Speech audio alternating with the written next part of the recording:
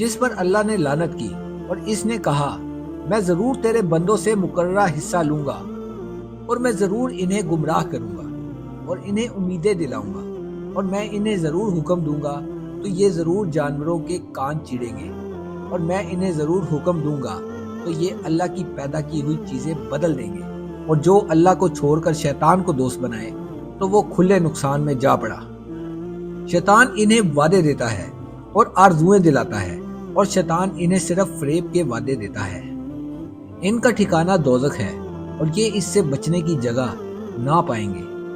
اور جو ایمان لائے اور اچھے کام کرے تو عنقریب ہم انہیں ایسے باغوں میں داخل کریں گے جن کے نیچے نہریں بہتی ہیں، ان میں ہمیشہ ہمیشہ رہیں گے۔